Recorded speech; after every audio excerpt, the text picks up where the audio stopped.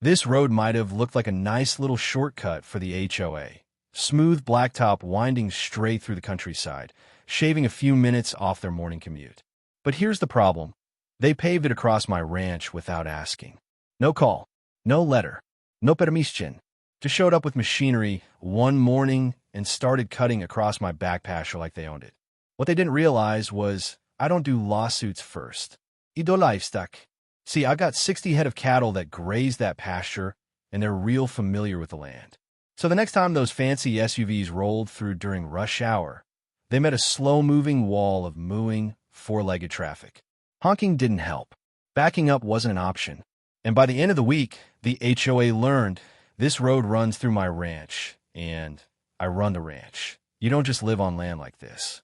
You become part of it. You mend the fences yourself. You name the oaks. You know the seasons by the scent of the wind and the way your boots stick to clay. It's not fancy, but it's honest. The kind of honest that never needed permission to be here. And for a long time, that peace held. Then came the houses. At first, it was just one, a model home tucked into the far eastern hill above the old cattle trail. Then 5 more. Then 20. Then a stone entry sign with faux gas lamps and some Latin-sounding name that had nothing to do with the terrain. That's when I knew the HOA had arrived. I didn't mind at first. They kept to their half of the hill. I kept to mine. I waved at a few folks, helped one of them pull their truck out of a ditch during a rainstorm. I figured we could be neighbors. Maybe not friends, but neighborly. That changed the morning I saw bulldozers in my back pasture. It was 7:45 a.m. when the growl of machinery cut through the usual silence of my coffee. I stepped out onto the porch and saw a construction crew, 3 men, 2 machines, and a work truck tearing up a line of mesquite trees that had stood longer than most of those HOA homes had existed. I didn't even put down my coffee. I grabbed my hat and headed out. Morning, I called as I approached, trying to keep the irritation out of my voice. Any of y'all want to explain why you're carving a road through my land? The man with the clipboard turned. Hard hat, sunglasses, safety vest. He looked more like a city contractor than someone who'd stepped foot on a working ranch before. We've got approval from the HOA, he said. It's part of the new access connector to Hill Ridge Drive. I blinked. Hill Ridge Drive's on the other side of the ridge. This here is private ranch land, my land. And unless that clipboard says my name on it, I don't recall approving anything. He hesitated. I was told it's within the easement. I nodded slowly. All right then. Show me the easement. Let's walk it. He fumbled. Said he'd have to check with the office. I told him to do just that. And while he was at it, to shut down the machines and get off my property until he could show proof. They left, muttering and confused. I thought that was the end of it. It wasn't. 2 days later, they were back. Same machines, same men. Only this time, they'd already poured gravel down the cleared lane, cutting a neat gray line through the golden stubble of my backfield. I stormed back out, this time holding the deed in my hand. This is Section 23B, I said. My grandfather's name is on it. My father's. And mine. There is no recorded easement for a road here. That gravel is trespass. They told me again that the HOA had approved it, that it was mapped, that the board president said it would be no problem. So I called the board president. A woman named Sharon answered, crisp voice, clipped sentences, the kind of tone that sounds like she once ran a PDA meeting like a dictatorship. Yes, she asked. I'm in the middle of a compliance review. I explained who I was, what was happening, what land they were cutting through. She didn't miss a beat. That strip has been marked as community accessible for months. The board voted on it. It's meant to reduce traffic and improve flow. You should have received a notice. I didn't, I said. And voting on something doesn't make it legal. This is my land. Then I suggest you file a concern with the city, she said, and hung up. That's when I knew this wasn't miscommunication. It was entitlement. They figured because my fence line wasn't barbed up, because I hadn't posted no trespassing signs, because I didn't raise hell the first week they moved in, that they could just take it. So I went to town, dug up the plat maps, pulled the deed copies, had the local surveyor double-check the coordinates. Every paper confirmed it. That gravel path ran 220 feet straight through the middle of Parcel 23B, which belonged entirely and unquestionably to me. I sent a cease and desist to the HOA. Certified mail. attached the documents. They ignored it. So I did what any rancher would do when someone drives through their pasture without permission. I built a fence. Not a massive one, just a clean cross fence, T-posts and 3-strand wire, right across the new road. A proper gate, too, with a padlock. They came that night and cut it down. Left the wire in the dirt, one post bent at the base, as if they were sending me a message. But they forgot who they were talking to. This wasn't just land to me. It was legacy, and I don't take kindly to folks rewriting my boundaries with gravel and arrogance.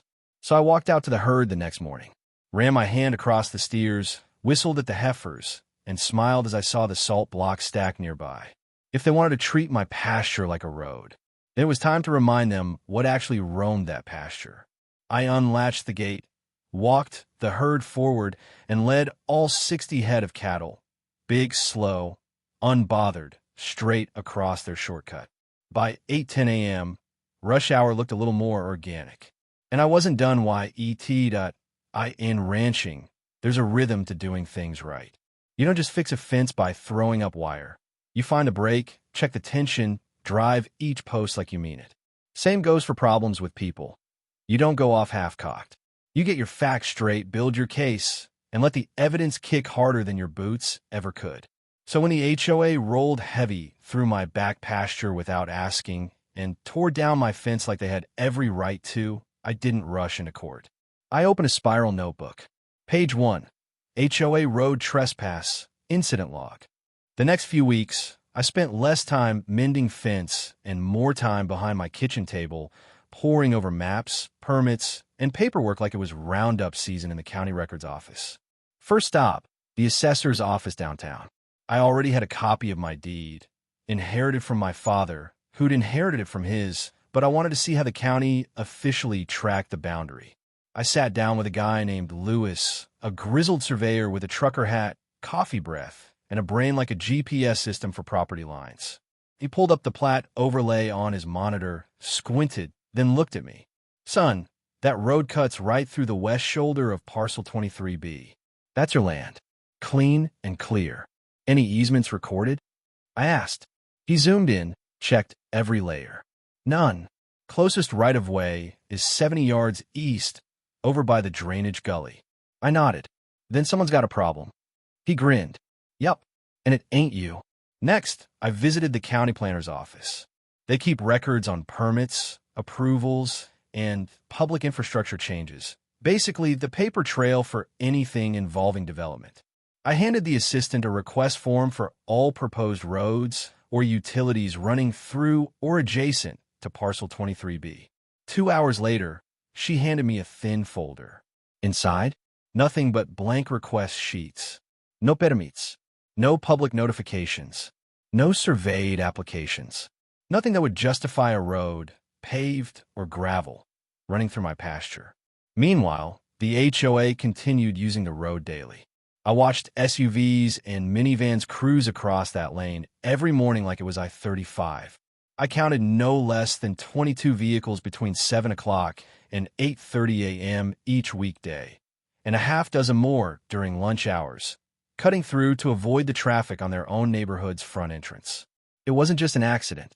They'd made this their shortcut, so I set up a trail cam, positioned it discreetly, pointing at the road section where my pasture met their fancy stone wall. Every car, every license plate, every timestamp, logged and labeled. After a week, I printed a spreadsheet with 112 distinct vehicle passes. Then I made copies of my deed, the plat map, the county clerk's no easement letter, and the trail cam images. I sent a formal cease and desist to the HOA board again.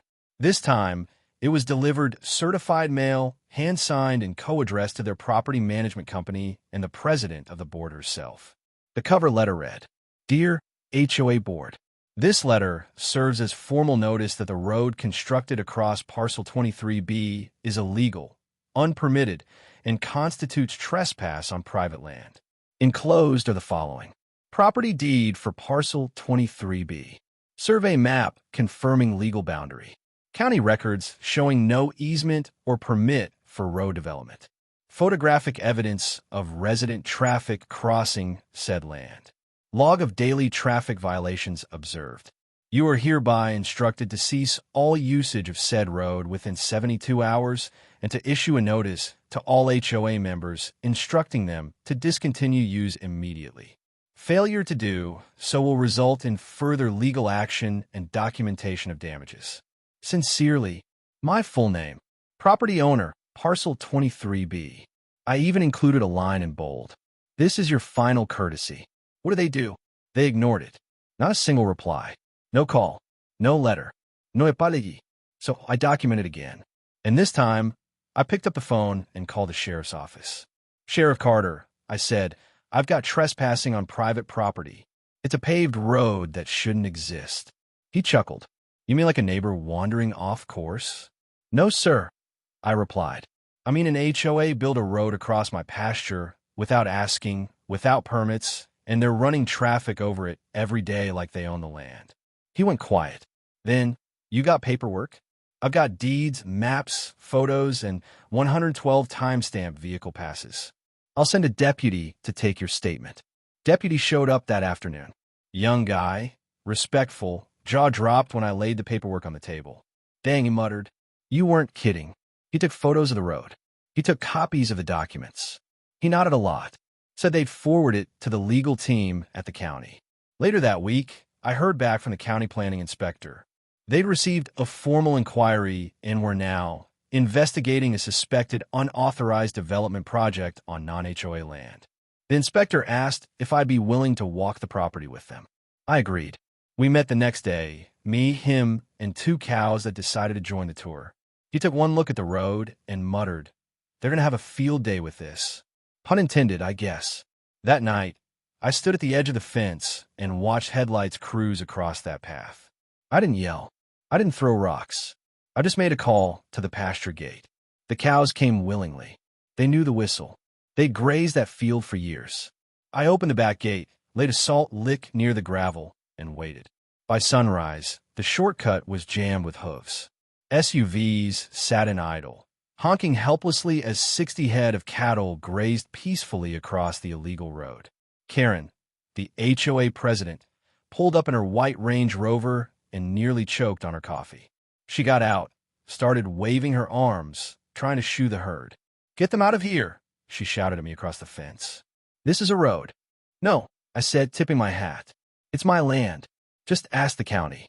There's something deeply satisfying about poetic justice, when the truth walks in, hoof by hoof, and sets things right without raising a voice or a fist.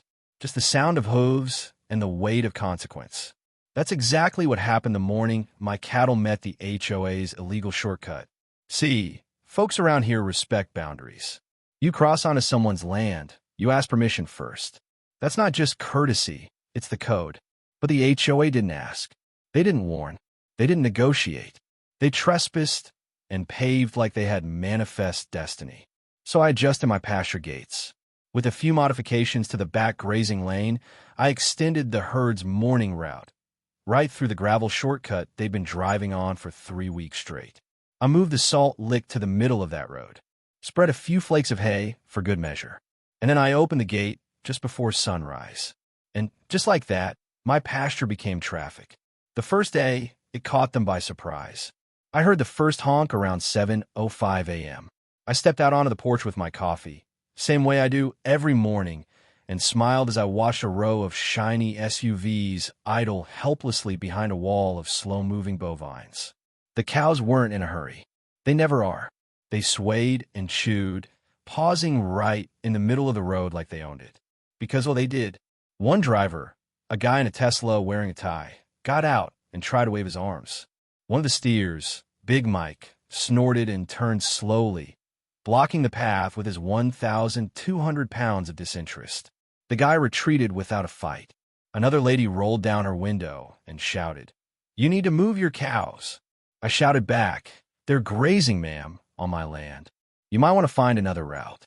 By 7:45, cars were reversing in confusion. Some turned around. Others just sat there, blinkers on, praying for a miracle that wouldn't come.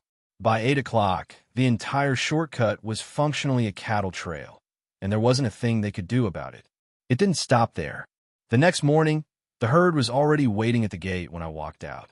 I'd toss some hay right on the gravel again, and they knew the drill. Another traffic jam. Then a third. By day 4, the word had spread. People were leaving early, try to beat the cows. Didn't work. I just opened the gate earlier. Then the real fun began. A local reporter, small-town paper, but with a decent Facebook following, drove by, saw the line of stuck cars and confused drivers, and stopped to ask what was going on. I pointed to the herd and said, "Seems the HOA built a shortcut through my pasture without permission. I figured the cows deserve a look." The next day, the headline read, "Cow Jam on HOA Shortcut. Rancher takes a stand the old-fashioned way." It went semi-viral. A local radio station talked about it on air. Someone tagged the story in a community Facebook group. Suddenly, I had folks from 3 counties over texting me photos of the line of cars behind my cows. And public sympathy? Solidly in my corner. The comments said it all. They didn't ask permission? Heck yeah. Let the cows decide the traffic. Respect the landowner, or bring boots and a shovel. This is the kind of protest I can get behind. Slow, smelly, and effective. Karen, the HOA president, did not take it well. She showed up on day 6, marching across the stone border like she owned the dirt under her feet, dressed like she was going to a courtroom instead of cow field. "This is unacceptable," she shouted, dodging a cow patty. "You need to contain your animals immediately." I didn't raise my voice, just leaned on the fence and said, "Karen, your shortcut runs through my pasture. They're not on your land. They're not even near it." She sputtered, "But this is dangerous. Someone could hit one." I grinned. "Then maybe you should stop encouraging people to drive through private property." That shut her up for about 12 hours. The next morning, I found a hand-delivered envelope duct taped to my front gate. It accused me of creating a deliberate obstruction to community access and warned that legal consequences may follow. I laughed out loud. Then I walked back to the road, dropped another salt block right in the center, and poured a trail of cracked corn around it just for good measure. By then, even the cows were in on the protest. They stopped at the road each morning like clockwork. I didn't even have to lead them anymore. They'd wander out, munch slowly, and sprawl across the gravel like it was their own lazy morning parade. And the HOA? They finally cracked. A week into Operation Cow Jam, I got a call from the county planning office. "Hey," the woman said carefully, "we've received multiple complaints about livestock impeding traffic." I said nothing. She continued, "We've also received confirmation that no permit was ever issued for the road they're using." "That's right," I said. "Well," she sighed, "you're within your rights to let your herd roam your land. We're going to be issuing a stop-use notice to the HOA and beginning a formal review." I thanked her and hung up with a smile. 3 days later, county surveyors arrived with cones, flags, and measuring equipment. They posted a bright orange sign at the gravel trail entrance. "Private property, unauthorized roadway, do not enter." That morning's traffic turned around before they even hit the fence. The cows kept grazing anyway, just in case someone got bold. A week after that, the HOA board held an emergency meeting. Karen resigned the next day. And me? I kept my gates open a little longer than necessary, just to enjoy the sight of empty gravel where engines used to roar. Sometimes justice comes from a courtroom. Other times, it comes with hooves, hay, and a whole lot of patience that it's funny how fast the tone in a neighborhood changes when the county steps in with official forms and orange violation tags. Just 2 weeks after the cows claimed the shortcut for themselves, the county office delivered its final word. The HOA had violated multiple codes by paving a road on privately owned land without permission, permits, or registered easement. They were hit with a formal citation, a hefty fine, and, perhaps most satisfying of all, a mandatory restoration order. That gravel path they carved through my pasture, it had to go. Every inch of it. Not just removed, reversed. Soil turnover, reseeding, and land rehabilitation were all required under the county's Rural Development Violation Code. The HOA, once smug behind their fences and bylaws, now had to pay to put the dirt back where it belonged. It was poetic. They tried to carve a road through my land, and now they had to scrub it out of existence with interest.